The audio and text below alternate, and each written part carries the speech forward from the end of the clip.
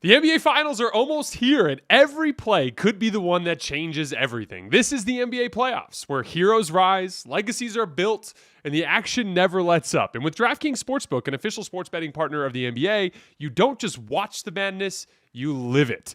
Back your favorite team, ride with your clutch time killer, bet on the buzzer beaters, the breakout performances, the game-winning threes, from player props to same-game parlays. This is how you take your fandom to the next level. The New York Knicks, after beating the Celtics, are up to plus 360 as the second best odds to win the title. Surprisingly, the Pacers back at plus 600 because my initial thought on that series is I want to pick the Pacers. But some interesting championship odds right now. New to the game, no sweat. Download the DraftKings Sportsbook app. Bet just $5, and if your bet wins, you'll score $300 in bonus bets. It's that easy. Download the DraftKings Sportsbook app and use code HOOPS. That's code HOOPS, HOOPS, for new customers to get $300 in bonus bets if your bet wins when you bet just $5. Only on DraftKings, the crown is yours.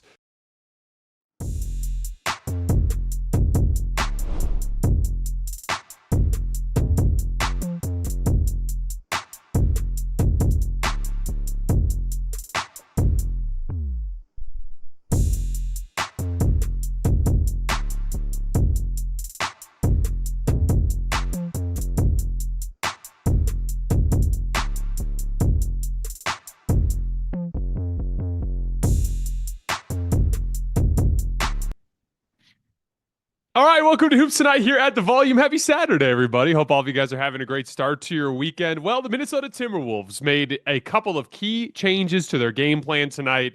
Rode some hot shooting and unbelievable shot making from Julius Randle, and beat the living shit out of the Oklahoma City Thunder in what was a very interesting game on a bunch of different levels.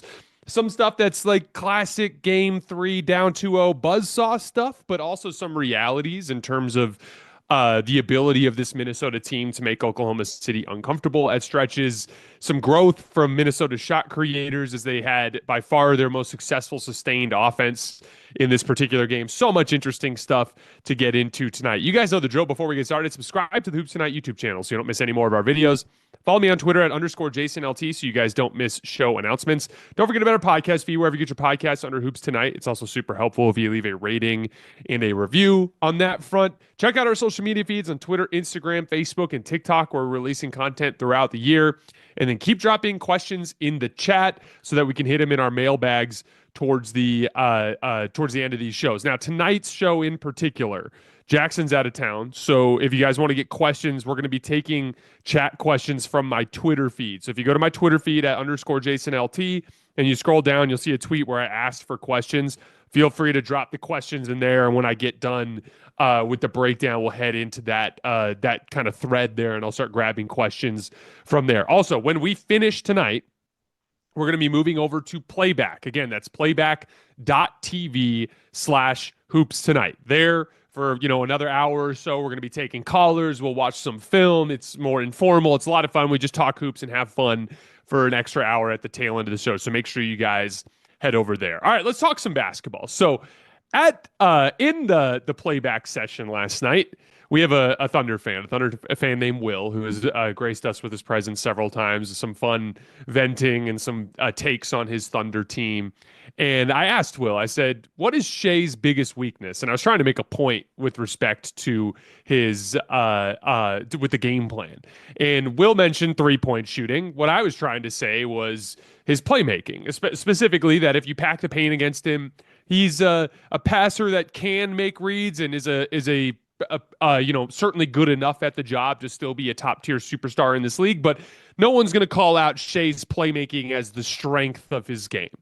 And similarly to what Will was saying, no one's going to call out SGA's 3-point shooting as the strength of his game.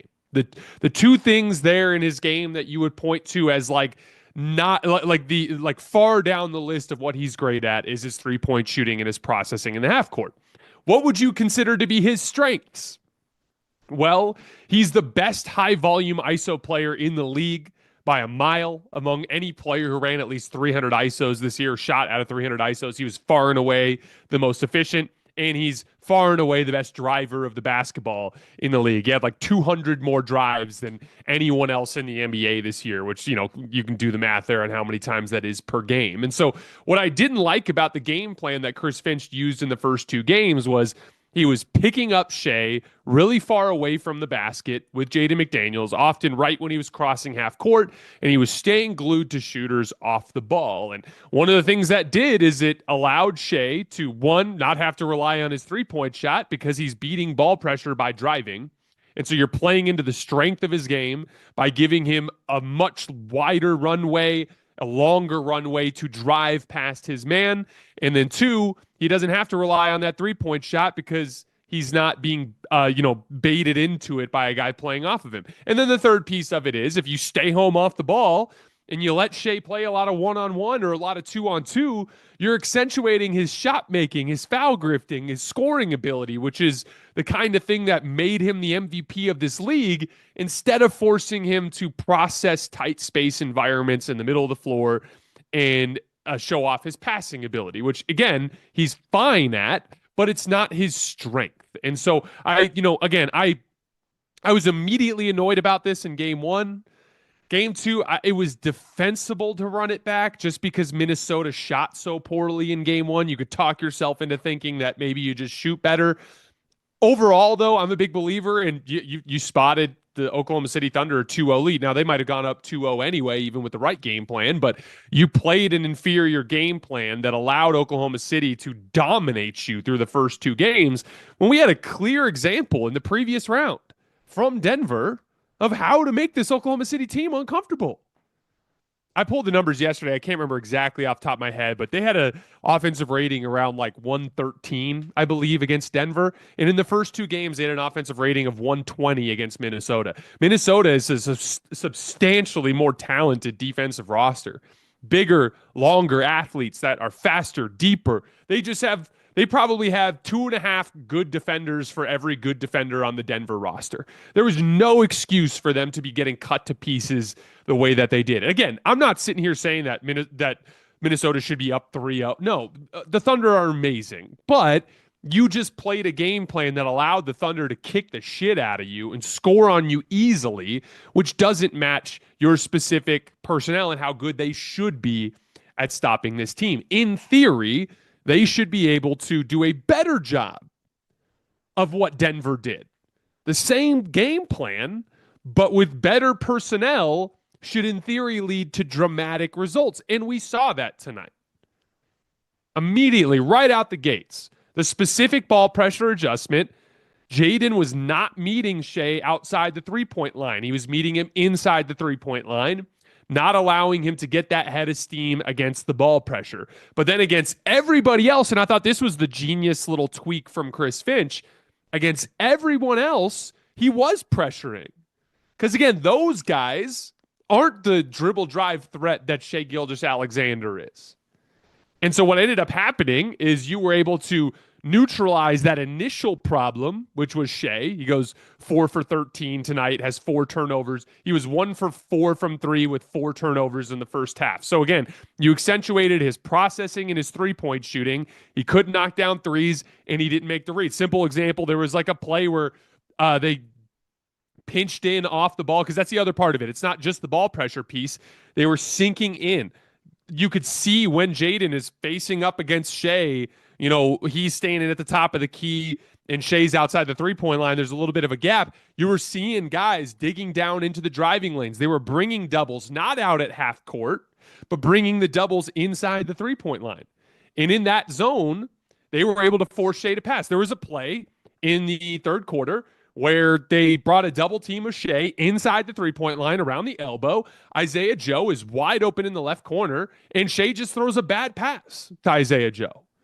And it's like if he throws a good pass on time on target, that's a three-point shot. That's probably going to go in. But again, you're forcing Shai to do the thing that he's not as good at as the other things that he's great at. And I just thought that worked. But then the second piece of it is pressuring the hell out of everyone else, which allows Minnesota to maintain their identity. This is a Minnesota team. You guys want to know why they were picking up at half court and pressuring and staying home off ball. You want to know why they were doing all that stuff? They were doing all that stuff because that's who they are as a basketball team. It's at their core. It's their identity. And so they wanted to, and there's a lot of basketball teams that'll go about it this way, thinking like, I want to beat the other team playing our style, rather than immediately pivot and like surrender our identity right out the gates. I understand that thought process. But again, ultimately, when you get into a series like this against a team that's better, Oklahoma City demonstrated themselves to be better. They won 19 more games than Minnesota this year. And so the margins are thin, and you need to play into what gives you the best chance to win this specific series. Very similarly, like I talk about it with coaching in the big picture. You don't want to coach for the roster you want. You coach for the roster you have. So if you're not fast, don't play a style of basketball that requires you to be fast and run. Play a slower, methodical matchup attacking type of attack. If you've got a really fast team with a bunch of fast guards and you're not pushing the ball in transition, you're not accentuating what your roster is good at. But even in a very focused level in the postseason within one of these 2-week series, you got to coach for this matchup. I don't care what your identity is. Shea torched you all season in that identity. And so one of the things that I liked about that specific tweak from Finch was by sagging off of Shea, but by pressing up on everyone else, they were able to, when they had the ball, meaning, well, obviously when Shea had the ball, those guys were sinking in. But by pressuring up on everyone else when they had the ball, they were able to maintain some of that aggressive ball pressure identity that made Minnesota the basketball team that they've been over the course of the last 2 years. And ironically, they were able to actually fulfill something or force something out of Oklahoma City that we very rarely see, which is them turning the basketball over. In that first half, they turned OKC over a bunch and got out in transition a bunch. Again, whenever I talk about like bizarre outcomes, so this is a bizarre outcome, right? Like it's 5 minutes left in the fourth quarter, you're up 44 on the 68-win Thunder team that beat the shit out of you twice in Oklahoma City. What causes you to flip the script that dramatically? Well, like I always say, it's not one thing. Many things have to go your way to lead to a dynamic that dramatic. So one, obviously, the shift in the game plan. Containing Shea. You've played him into his first bad game of the series. Full game. You have obviously it was bad in the first half of game one, but you played Shea into a bad game, right? 2, the ball pressure on the other Thunder players, forcing turnovers and getting out in transition. Those are the two things that we've already discussed. The third thing, Ant and Julius making the corner kicks. We've talked about this nonstop through the first 2 games of the series. Minnesota, for the first time tonight, showed the ability to dislodge Oklahoma City from their base defensive scheme. The first time. 34 in the first quarter, 38 in the second quarter, 35 in the third quarter. That's absurd. They were finally able to demonstrate, hey, your baseline scheme doesn't work. In the first 2 games, they were unable to do that. Ant and Julius forcing the issue, taking bad shots, not making the corner kicks. When the corner kicks were made, not knocking them down. In the first 2 games of the series, the Wolves were 9 for 36 on corner threes. That's 25%. That's not going to get the job done.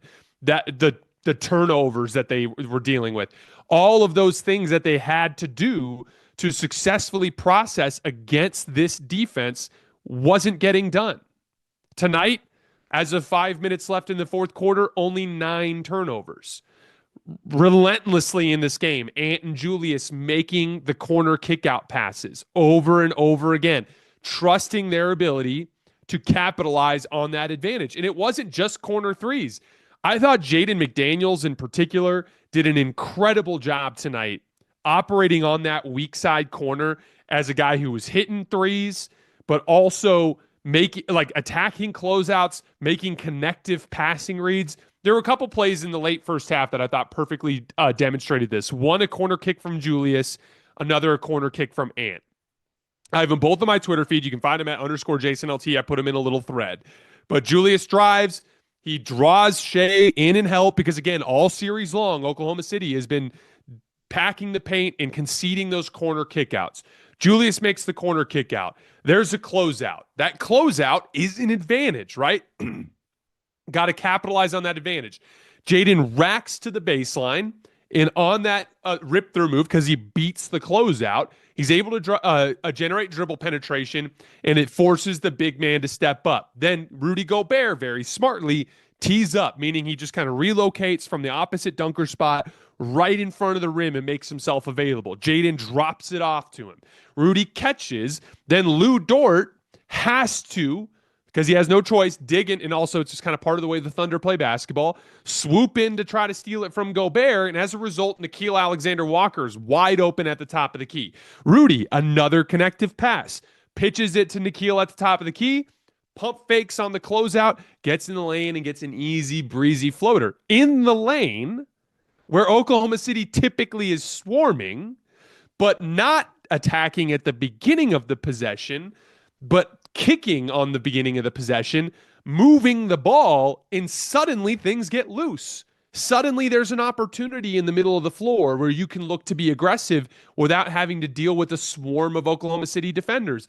Very similar one. Ant drives, kicks to the corner to Jaden, draws an extra rotation from the top of the wing, pitches it to Naz Reid, another really aggressive closeout. Naz just shows the ball. Dude goes flying by, puts the ball on the floor, and then easy breezy settles into a wide open three on the right wing that he knocks down. That's advantage basketball. That's how you have to break down this Oklahoma City defense. Get into the middle, make the corner kicks, knock them down when you're wide open, drive closeouts, make the connective reads. Then you're going to see opportunities for Ant and Julius to be aggressive on the backside. But again, there's more to it than just that. Even the Ant and Julius over-the-top shot making. Like Ant and Julius just did a better job of being a little more selective on the types of pull-up jump shots they were taking. I thought Ant took some really tough ones in the second half, but he got his rhythm first. He got it going with some easier looks against drop coverage or beating gambles. And so when he got his jumper going, then in the second half, he went to some really tough bits of shot making, but it came in the flow after he already built his rhythm. Julius Randle, some over-the-top shot making in the short range and a pull-up three as well. Like you saw the shot making from the stars meet the moment as well. Guys knocking down their catch and shoot threes. As of the time we started the show, there were 7 Timberwolves players that hit multiple threes. I'm going there. Naz Reid, 2 for 3. Dante DiVincenzo, 2 for 2. Nickeil Alexander-Walker, 2 for 4. Ant, 5 for 8. Mike Conley, 2 for 6. Jaden McDaniels, 2 for 4. Julius Randle, 2 for 5. So all those dudes hit multiple threes. All of them hit over 40% except for Mike Conley. So the shooting followed, right? Again, if you're going to beat the shit out of a team that just previously blew you out, you need a bunch of factors to go your way. Game plan shift, forcing turnovers and getting out in transition, Ant and Julius making the reads, guys knocking down corner threes, connective playmaking, attacking closeouts, Ant and Julius hitting shots over the top. And then what I thought was a really smart little move from Chris Finch to start I think it was right at the start of the second quarter, if I remember correctly, but it's in the first half. I thought he read the room right and was like, oh, we're forcing turnovers. We're getting out in transition. This is very much like a up and down the floor type of game. How about we throw Terrence Shannon in there? And Terrence Shannon, in a league where it's hard to stand out as an athlete, this guy pops off the screen every time I watch him as an athlete. And he got some opportunities to attack, to slash off the wing, to slash in transition. And I thought he was great in his shift. I thought it was just a really smart move from Chris Finch in that spot. So obviously everything goes Minnesota's way in this game, and they get a big win. The question is, can Minnesota still win this series? The problem is you spotted Oklahoma City a 2-0 lead with a foolish game plan. Now, again, as I mentioned before, there's no guarantee that you would have had an opportunity to win either of those games, but you probably have a better chance to win those games if you end up starting the series with an appropriate game plan. The problem is now you still, even after tonight, you have to win 3 of the next 4 games. And at least one of those games needs to be won in Oklahoma City, maybe 2 if OKC manages to steal 1 game in your building. Oklahoma City will come out and play better in game 2. There are obvious things that will swing in game 4, I apologize. Game 2 in Minnesota. Oklahoma City will play better in game 4. there's a couple of obvious things that will tilt back their way.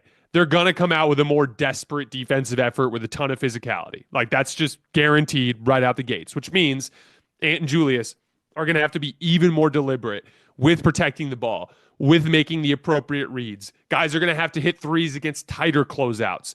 Guys, when they drive closeouts, are going to have to deal with sharper closeouts containing the ball, that they're going to have to do a better job beating and making those subsequent reads out of it, right? Oklahoma City turned the ball over a lot at the beginning of this game. I would expect Oklahoma City to turn the ball over less in game 4, right? They're going to be more methodical. Like they have seen this style of defense before. They saw it in the Denver series. So we're going to see them most likely try to bring back some of that methodical playmaking and shot making that we saw in the Denver series at stretches, right? So like Oklahoma City will play way better in game 4 and this margin will be way tighter. Now the case, if you're a Minnesota fan and you're looking for a reason to feel optimistic about your chances to come back and win the series, the case is that you did some real damage tonight. This was not a win, this was an ass kicking. I thought you shook the Thunder to their core tonight. You had them looking disheveled and doing things they don't normally do. Shea was awful. You played them into a bunch of turnovers. Look at how many times this year. Shea was 4 for 13 tonight. Go look at how many times this year Shea shot that poorly from the field. That's 31%. I pulled the numbers for the show the other day. He had single-digit games this year below 40% from the field. Guys like Jalen Brunson, guys like Anthony Edwards, they had more than 20 such games. You played Shea into an uncharacteristically tough game. You played a team that doesn't turn the basketball over into a bunch of turnovers. You took a 68-win team that I said last night I would be shocked if they didn't win the title at this point, and you beat the shit out of them. So if you're looking for optimism, that's what you cling to. You did some real damage. I would be shocked if Oklahoma City blew you out in game 4. Game 4 is going to most likely be a tight, competitive game that will come down to some sort of sequence down the stretch. And if you can execute and you execute the game plan specifically, and if Julius and Ant make the appropriate reads, the guys play smart off of those advantages and finish plays with shot making, there is a real chance here. But there's a reason why. In NBA history, I saw a stat the other day, I believe only 6 times in the conference finals a team has come back from down 2-0. There's a reason why. You're not playing against bums anymore. This is the conference finals. Oklahoma City's been the championship favorite since like the last third of the regular season. This is a real team, and you got to beat them 4 out of 5 times. Took care of 1, but now you got to win 3 out of 4, and it's just really hard to do. It's really hard to sustain. And so with that being the case, like, I still feel like the Thunder are in a commanding position here, but you just got to take it one game at a time. We talked about this last night. You win, if for New York, it's the same kind of thing. Just win game 3. It changes the series. Win game 3, all of a sudden game 4 becomes the pivot point. If you win game 4, you go back to Oklahoma City in a 2-2 series with the appropriate game plan, and you feel like you have a better chance to win the series at that point. Theoretically, at that point, you're in better shape than you are in game 1, 0-0. Because now you know the way that you want to play, and you only got to beat them twice. Same thing goes with the Knicks. Win game 3. All of a sudden, game 4 becomes the pivot point. You win game 4, it's 2-2, you're going home for a best of 3, and you figured out some stuff with the way you want to play. You just have to keep taking it one game at a time. All right, bear with me for just a second because Jackson's gone. So I'm going to pull up my the tweet here so I can get these questions from you guys. All right.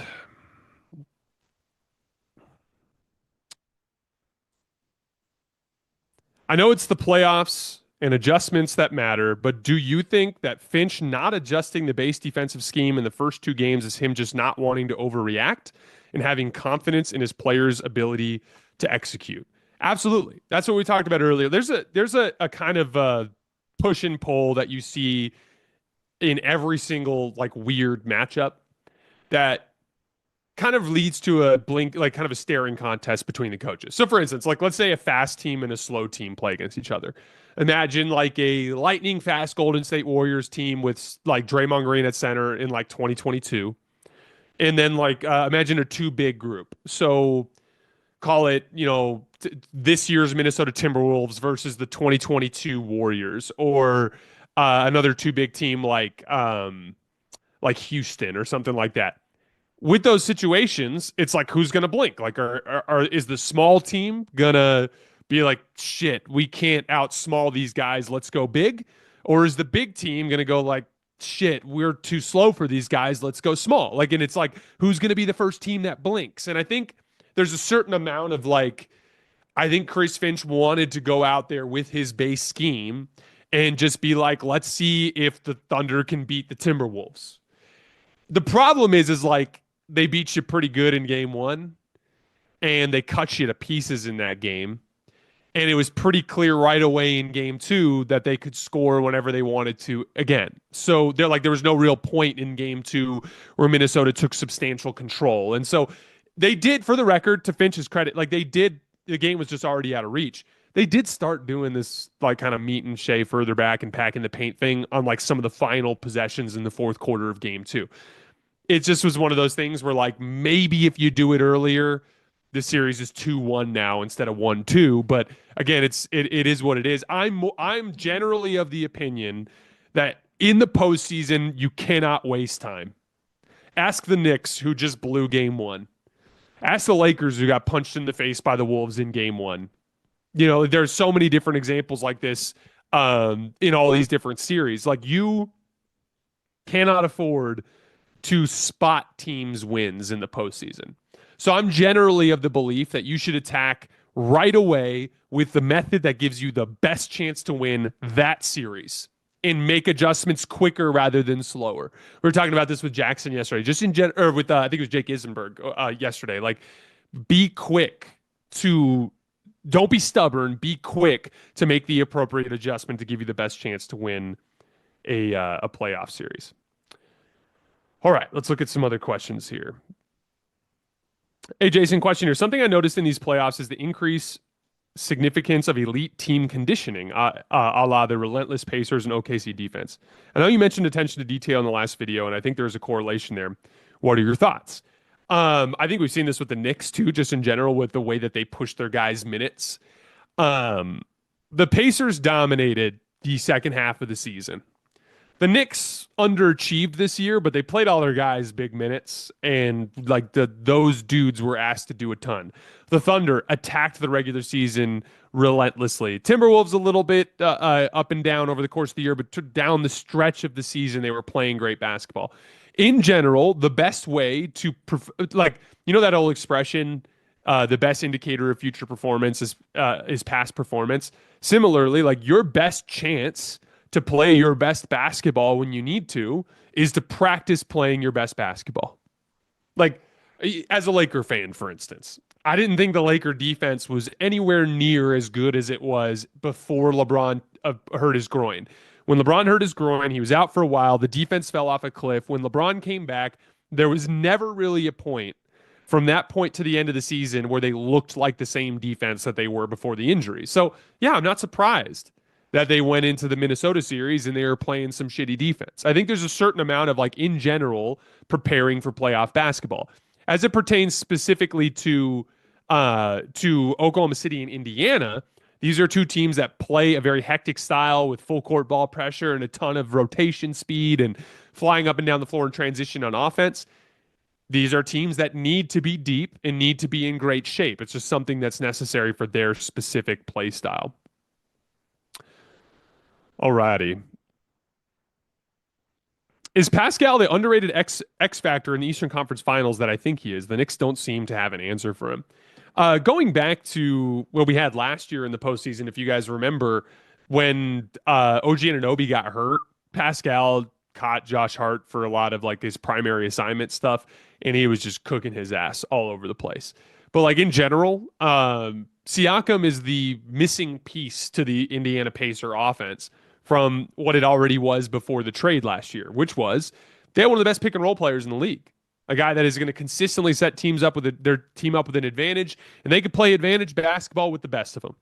But what a guy like Siakam gives you is the ability to create his own advantage one on one. And, it's going to be different levels of value in different games based on the way the flow is. Ideally, I'm sure the Pacers would like to never have to use Pascal as an ISO player and have him attacking with an advantage consistently. And by the way, he does that. He hit a couple of big catch and shoot threes. But like it's like a break glass in case of we got stopped by the defense. Just give the ball to Pascal, he can go get a bucket. And with that being the case, he becomes vitally important within that specific Pacers construct. All right, let's see here. This game in particular by the Wolves involved them simply playing with a level of intensity and force that OKC expected from them but was unable to match. Finch finally made the defensive adjustments on Shea as well. What is sustainable for the going into game 4 for the Wolves? Talked a little bit about this earlier, but like again, I think the Thunder will absolutely bring a better defensive effort right away. Like you're probably not going to score 72 points in the first half, right? And they certainly will take better care of the basketball. I can't remember exactly what the numbers were because they've been adopted to the full game. I guess I can give you the full game numbers real quick. They gave up 16 points off of turnovers in this game, but I think 13 or 15 of them, like most of those came in the first half. And by the way, Oklahoma City cleaned that up literally in the second half of this game. So I think they will take better care of the ball. So and also I think Ant and Julius hitting really tough pull-up jump shots, there's a certain amount of variance in that. So there's a version of game 4 where those guys just don't hit the same shots. So what is it going to be that Minnesota can certainly bring into the next game? The right game plan. So again, just sagging off of Shea, packing the paint, ball pressuring the other guys when they have the ball. And then on offense, Julius and Ant making the corner kicks whenever they can and then playing advantage basketball out of that whenever they have an opportunity to. They've found a formula now that has shown the ability to work. T-Wolves fan, but do you think fatigue played a factor? If so, it's going to be a long series. No. Everybody in an Oklahoma City jersey is who plays in their rotation is 26 or younger, except for Alex Caruso. So any of you guys who still play basketball at my age in your mid-30s will be able to tell you how it feels a lot different when you're 25, 24, when you've got to play every other night. I still remember playing legitimately like 4 hours of pickup basketball a night when I was that age, So like it's just a different physical ask for an Oklahoma City team.